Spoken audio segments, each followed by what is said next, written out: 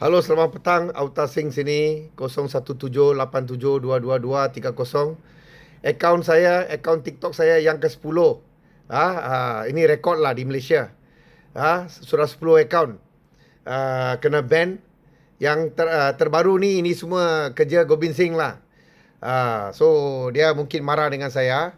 Kerana gasak dia, balon dia cukup-cukup. Isu Gordara mau kena roboh. Isu itu kuil mau kena roboh dekat itu Taman Medan. So ini kerja biasalah. Saya minta semua saya punya follower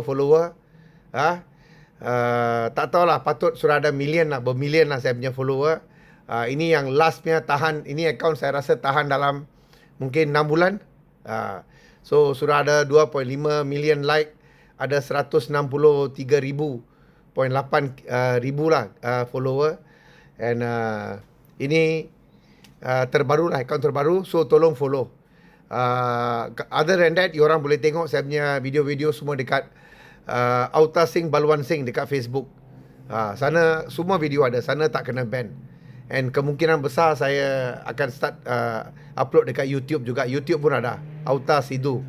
Auta Sidhu, SIDHU, Auta Sidhu YouTube. So sana pun ada yang terbaru punya lah video tu. And I harap semua saya punya follower, kawan-kawan siapa nampak ini video, kasih share, beritahu semua follower.